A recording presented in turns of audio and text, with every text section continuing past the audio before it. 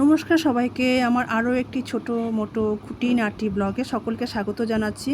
ঘরে একদম ঠান্ডা জাতীয় সমস্ত কিছু শেষ হয়ে গেছিলো, যা ছিল মা বেটি খেয়ে শেষ করে দিয়েছি। তাই দোকানে গেলাম, দোকান থেকে এই কয়টা নিয়ে এলাম। আমি আসলে গেছিলাম স্প্রাইট আনতে, কিন্তু পেলাম না। 7 আপ পেয়েছিলাম। আর এই যে জলজিরা, এই ফ্রেশ জলজিরাটা, এটা আমার দারুণ ফেভারিট। অনেক কটাই ছিল, তো দুটোই নিয়ে এসেছি। আর মেয়ের জন্য দুটো লস্যি নিয়ে এলাম। এগুলো ফ্রিজে তুলে দেবো, একদম শেষ হয়ে গেছে। তো এখন খাওয়ার পরে যদি খায় তো খাবে মেয়েটা, নয়তো বিকেলবেলা একটু খেলাধুলা করে পড়তে যাওয়ার সময় একটা খেয়ে চলে যাবে। ফ্রিজে রাখা থাকে, অনেক আইসক্রিম টাইসক্রিম রেখে আনা থাকে, কিন্তু শেষ হয়ে গেছে সব কিছু।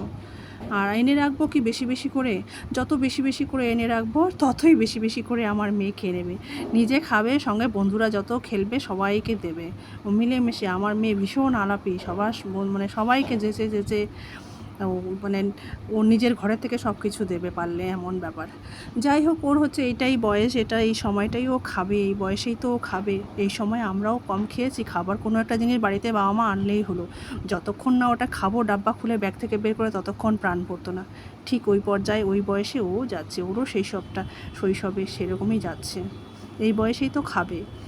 যতটা সম্ভব ঘরের মধ্যে মানে খাবার দাবার বেশি করে আনা থাকে, ও খায়, বাচ্চাটা খায়।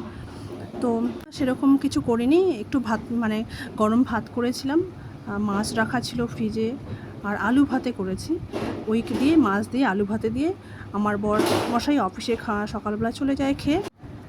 তো সকালে বরমশাই খেয়ে দিয়ে বেরিয়ে চলে গেছিলো। আর আমরা কালকেই ভেবে নিয়েছিলাম আমি আর আমার মেয়ে পান্তা খাবো বলে। আমি আর আমার মেয়ে পান্তা খেতে খুব ভালোবাসি, আমার থেকে তো আমার মেয়ে আবার বেশি।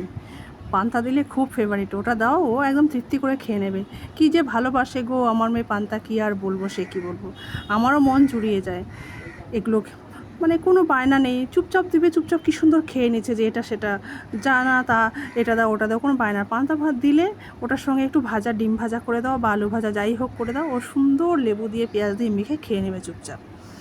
আমারও মন শান্তি, যা খাক, যেটা খেলে পেট ভরে সেটাই খাবে।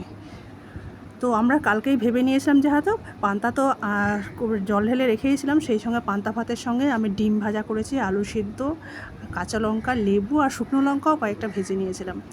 যা খাওয়াটা জমেছিল না, দারুণ হয়েছিল খাওয়াটা, হেভি হয়েছে খাওয়াটা। দুজনে মিলে খাচ্ছি যেন মনে হচ্ছে অমৃত খাচ্ছি, পান্তা ভাতের সঙ্গে লেবু, কাঁচা শুকনো লঙ্কা, পেঁয়াজ, আর হচ্ছে ডিম ভাজা, আর হচ্ছে আলু সিদ্ধ মাখা।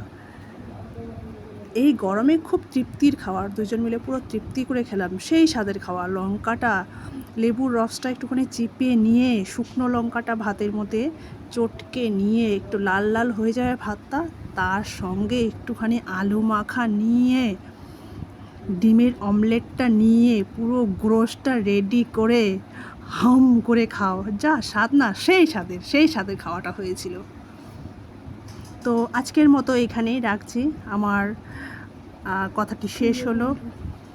আবার দেখা হবে নেক্সট অন্য কোনো একটি ব্লগে। ততক্ষণ সবাই ভালো থাকবেন, সুস্থ থাকবেন।